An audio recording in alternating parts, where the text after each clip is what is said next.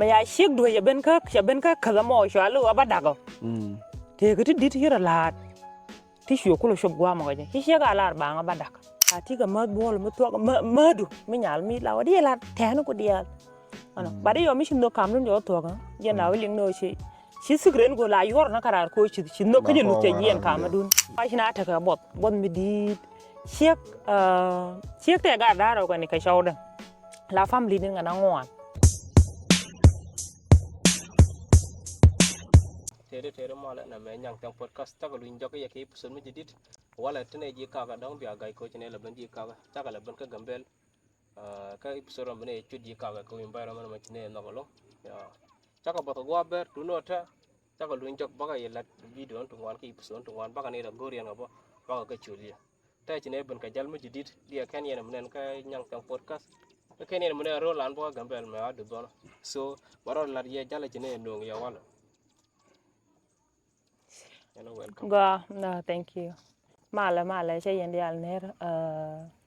Sinay ben ko na gade. Kiya siya gade siya ka join. Kajan yang tiang ame. Mena madelar, dong delar na roda ko. Ngaji riuduna, but si riuduna si kana ngaj. Kan matatin ang guame, but siya nok o batatin. Kay siyuda, ang anya gwa John Jok. Siloy te ko share ala ko wonene bana moang to dalat ka nyang tiang bana ka banyo akel ani siloy da te galon siloy te ko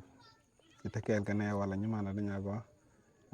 topic bane la da wala ka nyang te podcast e ku no ka no te gane tong wan te ka bo dup to gol ko ne la goro anno go melan no go togo ko anta ana ran te no ke define kata te loide kata gwe ja to ba ja che shu gwe jan peng no kana ma kan no te ga shu do mo to ngla ku ngata ne ba la ga ja ne me jan no go to kan na da no ka ja ne me jan go ne bne ko la ke kwida kon wona ai ne no go to ga ka wona anya go no go to ga ka men so kata bne ku debate ga ja ta bi ko gwe no go to te ga men la to wala ja ka wona ka ngo chala ra kuin no ko ngande no de kana polo longa ka wona wala kamen ka tugde no e dungana so ne mejen goro de ne re kwida ka ma kwa tok ala na go no ko to ga ka wona ko ne ka chen te lina ko bna de no ne la connection ne ma la to ka wona e would be connection ne be to ko either be to ko che nyal che nen ki be to ko che nyal che be mi che chu gwi be chu goro ba nyamo ba approach ajen nang kat ka no na mo yo mi ka no develop che ka de no ngaje na chop ko na ta ka mar mi na de no ngaje je na mo de ko la ra to ngata to ga wut ka nyok wuna akala safara ko kuin no ka ku je dit no wal ne meta na da wech wuna kala pe nyere to bran je na rol manan we na rol nan ko kuin nyal ko goro ba nyami be wala no tala mala me na top sene e fodoma o bali mi jodwe li yo mi ben ba ngai ben be hu li jodwe kana nga changa ka da di da nang dore na wal cha nang chi kwira ga chan kwira ga la ko no mo exactly no mo shinuk no mo gwira na na tari ali nyin ko na no ko di wunen we no kwiro abu boda na kanin ka bo lu njog bo mi de lo cha lu ne we den ko cha wa mi ro mi na mo sacrifice na kana ku ko baran be no Shin de la shin no mo gwir katana ne sa leli tala lat kangwane kie akwalare dar la culture ko ne chi ngoto kono da nyalo re udo gorta ya dan sing no je shiengu shada me je bo no tonga mi no commitment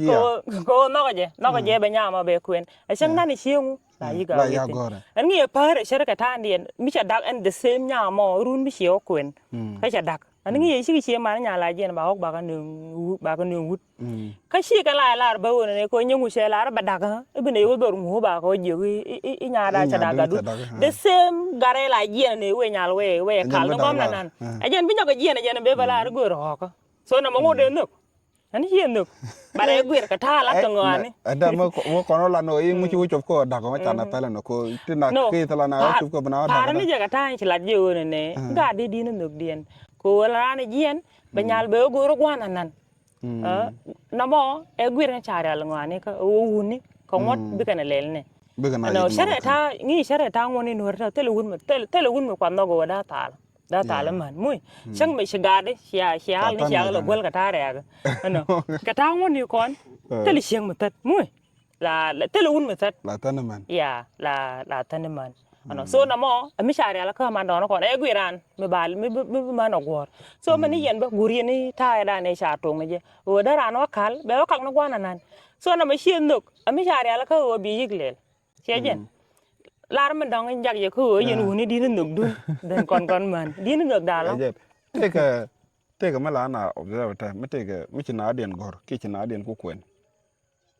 teka gwat mala ya jo ye che no ke woni har but kui de long la ngolo ya kwen kui wona ka ta cha gwi ke ja che ka makana example karoda no kya tung nen kui wona but no ga tu ko to roda kana ta cha ko dar cha ko ya constant den cha pere la mena gwi dong da par cha pere di ran di no ta to roda la da to kel ke yek ka lot ko ngu be no bo par long la di de long cha chi ja ngeje ingu le damo aje la uda gwi ma pa nyal jek la le che chi wi monda cha lai dap ke lu chi nga del chi go but ito sana gize mi chi kan te ke le na go gwa tro na bu doro to ki chi na de no dot ki chi la le che chi wori ngano bu cho le lo ba ka bu ngak bu ko normalize anya me la go ye la da bi chu ge ja chi ro la dur ge ja long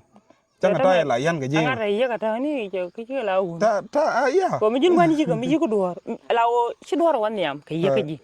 ti dial gor ko palpin no gor palpin mi tere ji palpin re no ko ala o la ni ji nyal la yan no ko ba ken choro do ngo la to ala kon man shada la ro shi no da shara la ngo ko bat la te ka ti la lat ka kan nei ti bi ne jako woni ne en no ge di de dan e be nier ye jen e shang ki she ki chabala dak ke she be jen bat nuk la tuga akala nuk re kun ha mi guji diet kontin shiga donkel mi shirati o metaka gwa mo die gwi da nuk ta ka gorundi ya runi jen bara ta kel guji da nuk ana she dia nuk min la jak dor ko bi ka takel lut ala nuk mi shi jel kel lut sawe ya ko yo mi tan nuk tetin tete konal na gwe ko jeng shang shiro di jeg mat bol she yen kon nyidi ati ka mat bol mi to madu mi nyal mi la wadi la teno ko dial ano bade yo mi shindo kamlun yo to ga yen la wling no shi sigren go la yor na karar ko shi no kje lu te yen kamadun ano mana kon kamadan yen un kana man min nok she tok kata lu tetin la shang la wen yam ne la tane ke diel mi dire no ko ano ashangi nogdu ya to ka shawdu ala ludu ka jala tete ka jana la jagdi ko bi nyu be yan pinya gwamo ko ludi te ko ndey sha yan pin ano shi maraja mo shi la da ke ashangi enyo tendo ko mi shengu ko mi yen be yo yen gwandit bo kuen ka man ko wo ye da en shi ka nyam da ngote no ko bad lut kata da ne sha matra cha yan pin ge la ngodo mi tetin gro du rut ka je so ndok da dire long kon man you see lên này gì anh nói lên này nộp đúng chưa đi lao con mình nộp đã đi rồi ní long nộp cái tha cái lao ấy nộp đi được nhân đi rồi này mua con lá này này cái nộp cái xương cô sắp là bà rẻ cô rẻ cái mà chỉ con bà luyện ở trong ngoan anh nói khai ra cha luyện tha naที่ngoan chỉ cái luyện bạn cái tha đa này thà cái đi con đâu đó là gì anh đó là quan rẻ chang na wala wuru la wida chunga dor ko ba doro lat ko ba nyal ba ko no ga to no di mani kon mani yo mi ko jen uru ko shong do te run wal jor bi che ko lo ba lo jo ke che ma ni ne nyong wud me che ben ba la no e liu ba hangi je jini che tek na ta ju ko aju ko na golo ba nga je me ken yan bin ken na nok dien nga je ken kam ni nga daro be la ba lip kan yo me che li puje te ga mi la ko do ya no nga je be wo ni jak ba ben nyam de no ko ma ta le ga mana ta le ga ata ja te ne ki chi yen ga ke yen luang ni je gor ka chen te luang mi yen la che ga da mi che da nan ga fa di ai de bu ngwa de bi le ga tu ngwa ni ro de la se lo te la mi je la ka yen la tung ne yo no la mi che no yo to ka chi nei shu ngwa ko kon ko regiment ta che nei moy ngong tu di long la o te la nei de la ri ni de ma li yo bat tele ne palpin mana ko ya rot kane deal mana ko chete kane long ana ko di ko shine barek mi shane ba nyodo ne ishe ka te ka long rida ya te ka long rida mo gwar ka ni calcium nori tele shek tele long shang do lu ni da nyur tang mi shang kwen ga ni la ni kwen nya da ba mo kan gwa den ben kan man she gwa la lat ka hok re lwa ke go mu ani chi man nyur na ke dong do be kan li ba la ka to go kwen ja gwa bi ku lu ku ana bar ka tare ga me shina ba lu nga tin kong shine ta ga freedom of speech ano milar je puch ngan chianga ya chiang di ka chara binyo ka chianga je ano so chiana be la long but ko kwi di de no ko ngode nuk da di de no go na ya ka de di ke jana na ala mena ke emotional ala check la decision la decide ke emotional tetan mala problem ala wuna kon la na gbe je wuna te ka loñ ma dog mala changa me de la da rab la wut da pelle pin changa decision cha na nga rab te ka de check da decision da na nga ya anda mi ci wut ci ngi ngene check yo ro ci ro pem decision na ngam de wal ban wut check da wa ba jian dorma ba da kono wudama ba mi wut la nga je ya ba ko reflect tan wuna ka logical ma let kan dor lel ka logic ba kana kon goro ba kon char brand decision ko la met changa na wut ma dang ni check la kon a char ya le ba men ko ke emotional la nok de la da kude gwatot ka gwa che ga ga ya bu do kut ba te decision ni jaga ba met gom ja la re gon no wuna na mo jen kel me kan yana ko la ngai ka man moy te kara me shiriet ke lar che ko lar woni ne yen wunu tin la nyena ko ya gor ka chukuen bi wala re bi gi ko ne na ka ji shek ma te chang te ne cho ko woni ne ra mo no ge long te ra ki o kan yin chang kel shek andong ngi ni shek andong ko shek mi sheje the same thing yen wuni ngi ji ko ro ko jin wut shejen ano ma ya shek do ya ben ka kala mo sha lu ba dago te ko ti dit hira lat ti shu ko lo shob gwa mo ga hi shega lar ba nga ba mi yer me para to de shigo bom te ke lim kan ta to shigo bom te ke jo ko dang chu ko ra ko tong ni je jo ko dang ni ka no ta gwe da dang ya la to una ato ga go ro de ko gwa bu ko da la to la decision making ka man kana wuni ci kan par la to nying man la ka influenced by emotion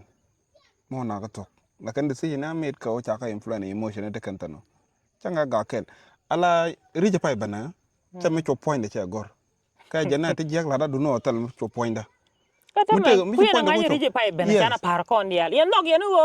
e point ko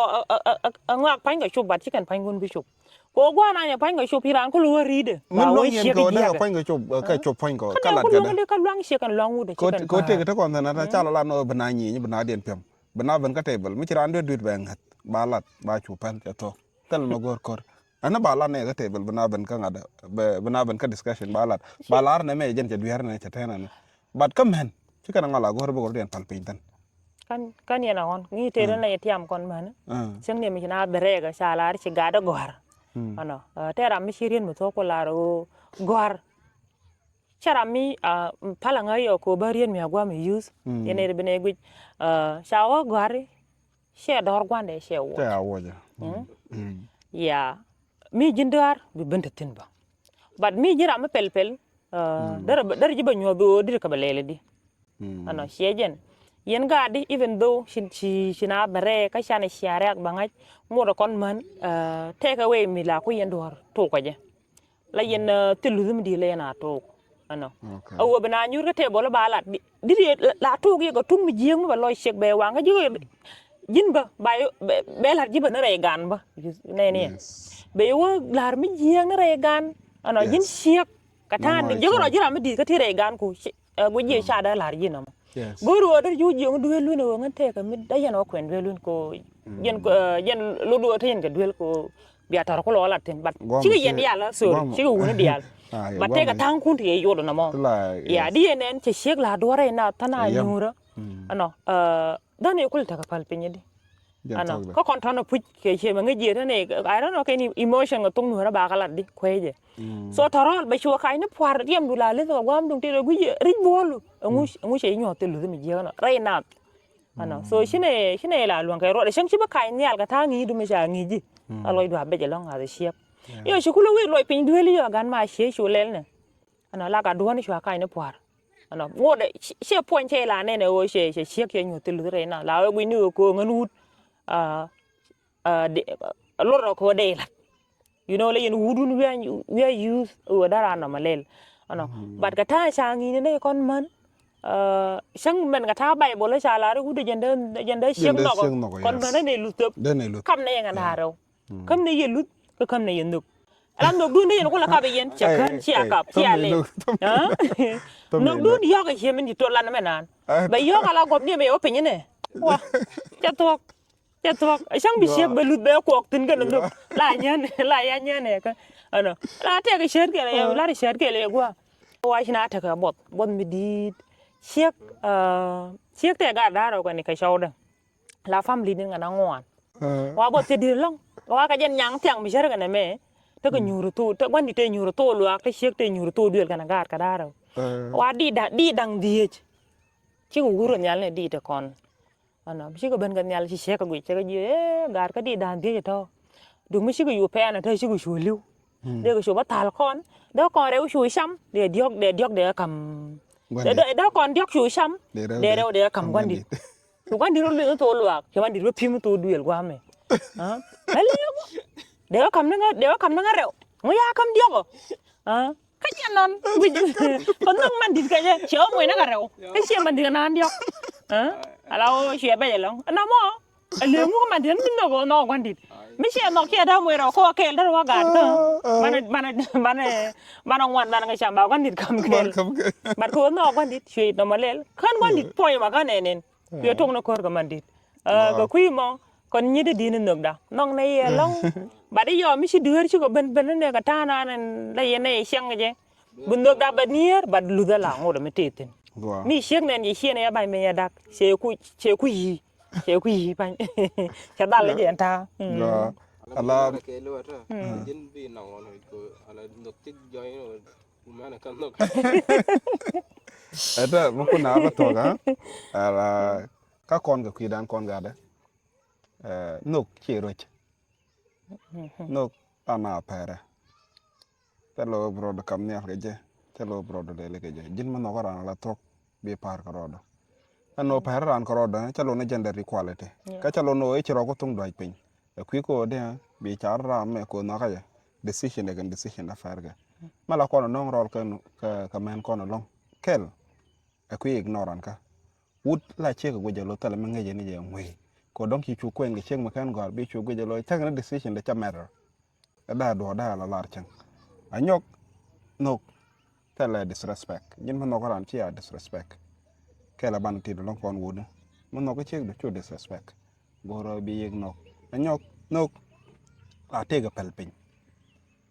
mo goro bi ado leng dorun ni ne che do lam na te ga pelpin mi te ga mala de ja ka kuje me mo gor ko no ba da leng ka jen no to ko na me go brand ya fly no ga ka nyok no to la te ga respect overall o brand bi respect bi lot ko nyana gwa e wi no tan ne gwa e wi nok tan jege la me cha cheng cha nge ka tin dia la de ran nge ka cha ka ngachire te ga da me cha ban kudo bi lot ka ta da pi ka ja wo ne ko imagine di chek do me gwe jan man gan go man te ga gar ko ne chang roma ka jen bi ga nge jo ku ye la dol ba gar ko ko lo nge je de ma bi ye kam respect ka la da di la da men de kon go lot ko do tungwa la chi ma ku no ko ro te ga tungwa long da ka kan hong pe te ga dan to go la te ran la kana ba ja go ni ha bala da je ga ma ko ala to ka mo ko re te ga na da wud me ya don ka ko ala to ma liar bala li wala haf ta li wala ful mi ci ro tak je partner ci ate ke yik nyokel cho kan for granted roma gwa ngi ni ne me mi ci ko da kam bi tek do ba ti hanga ja aban gamre te ga no be tiang bien fa point kel so gwa brana tit an no go mon bran no go to bran yiga fly kamende ran cheng ku no ga de lel kala la dor tim de malar ke ko kan nyamar luang kan la dien de jung ni ye wona ne we anyam ka thana nen choko de shakon shang de men ji kon la dien nang ku nuk sha kam ke u bekan kon nyom nuk lu de du nan ngo da tele kam na ke chejen nang na ke ka los ne ke shang jiran ka nyal ke ji ka thana ni choko de shako shelaru uni kan la wop konto widien ko lo ya masai ngo de thana ka tha mo ana moy wone na puji wone ne nyudu lus sang na ta ka jan yal ke ta te je bloy da ba kaj ba ni jen bo puj ba irun be wo nyod nong mi kan kon to ga kuima de la ro chana won yam ka ta na nin gor ko be o bane nyod show kon ke ba kon ne re community ka dan ko bi ne kon ba koran bi kan gor bi kan ta na te kon bi kan gor luenga di de chi tiang ta ma gwa me culture che luang pan kon ba chana luang dong barode shu gwen ka dong bare shu kap shuang ka bane shu won yam re no ka re lu ka ga ta kon kel ke ga family no kon kel ke ga jidori kon kel de la ro che lo da te ko chana ji ka jen yang tang me thank you jani sore chak nong ya wala ga nyuma na ne nyago so ani chlo ira tet ko chana e gor ka episode na ma mute ramado tiene gor de ne te ko wal tene ka gambel ka nyang yang podcast ane tene welcome di ne dm chlo ira tet alo ana bi ate mal